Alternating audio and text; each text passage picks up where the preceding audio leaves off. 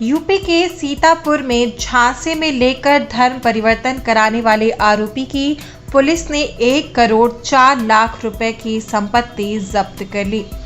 संपत्ति में उसका एक मकान और चर्च शामिल है। गैंगस्टर एक्ट के तहत जिलाधिकारी के आदेश पर ये कार्रवाई की गई है। बता दें कि दिसंबर 2022 में पुलिस ने सदरपुर के शहबाजपुर और पोखरा कला के बीच एक चर्च से आरोपी डेविड और उसकी पत्नी को गिरफ्तार किया गया था। आरोप था कि वो 500 लोगों का धर्म परिवर्तन करा रहा था। इस दौरान ब्राजील के कुछ लोग भी सभा में शामिल हुए थे। उसके खिलाफ कई धाराओं में मुकदमा दर्ज किया गया था। एसपी चक्रेश मिश्र ने बताया कि कोतवाली महमूदाबाद पुलिस ने लखनऊ के जानकीपुरम निवासी डेविड अस्थाना उर्फ सोनू प्रभाकर की थाना सदरपुर गांव शहबाजपुर में जमीन पर बने आलीशान मकान और चर्च को जब्त कर लिया है। संपत्ति की कीमत करीब 1 करोड़ 4 लाख रुपए है।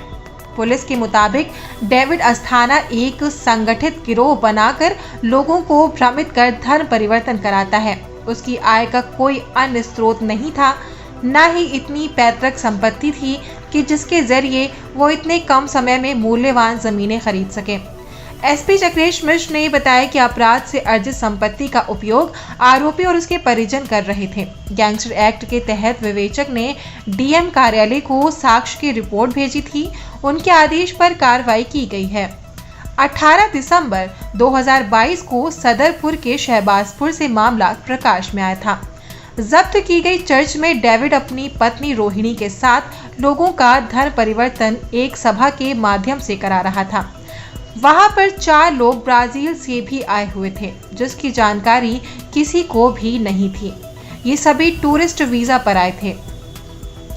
आरोपी डेविड मूल रूप से जौनपुर जनपद के शाहगंज थाना क्षेत्र के अंतर्गत लाखा पूरब गांव का रहने वाला है।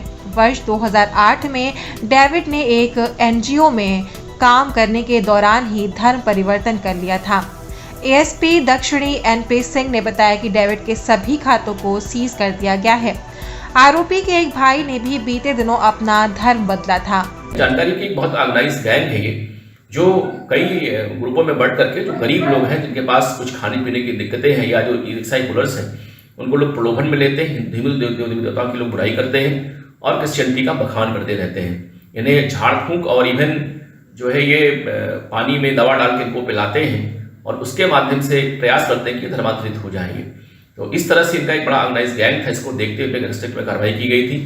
जानकारी यह भी हुई कि द्वारा अवैध रूप से अर्जित संपत्ति से ग्राम शहबाजपुर में एक आलीशान मकान और एक चर्च का निर्माण भी किया गया था, जो उसी मकान का ही अंग था। ये भी मैं बता दूं कि इनके पास करीब 4 से 5 अकाउंट लखनऊ जनपद महानगर में है।